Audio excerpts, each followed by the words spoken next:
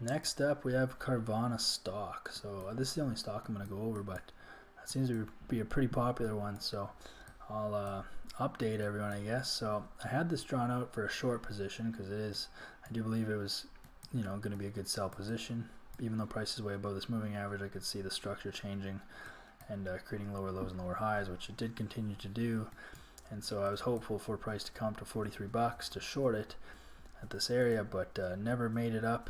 It actually created a liquidity zone a little bit lower right here at about 41.50. So I mean, that tells me it's still bearish, which is good. It's still moving down, but did not get my entry.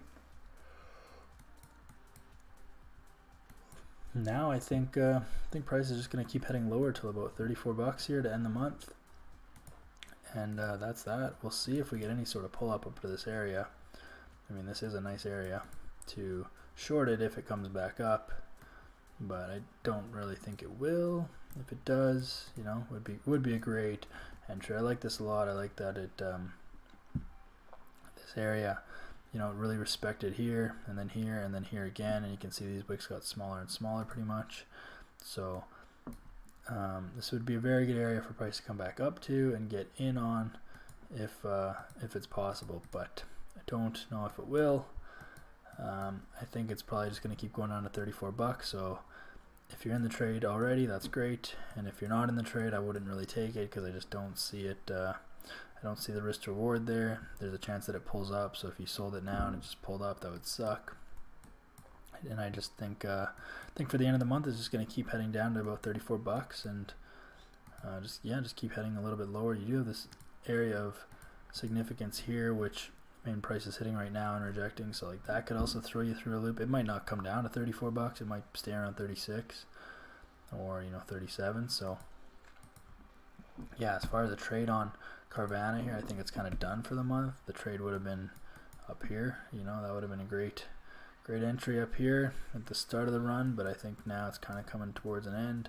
Plus, again, it is bullish. It is way above this moving average, so you do have to factor that in. So if you want to short something that's bullish, it's kind of risky, but I do think this is just pulling back, so could pull back to about 25.50, which is right in line with these wicks here, this 618 level, which is huge. Price loves coming back to that area, so that could be where it's coming down to. So if that is what you want to target, then by all means take a short position. Now you can see this week, if it it's still got about 14 hours left before it closes, but you can see that it nice bearish candle. So the weekly trend of bears kind of still seems relevant.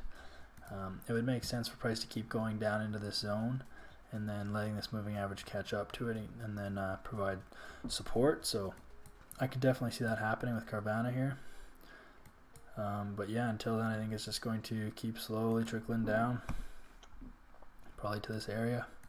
But that might take a little bit of time. I think $34 is the monthly range, so I don't expect it to go much more than that this month.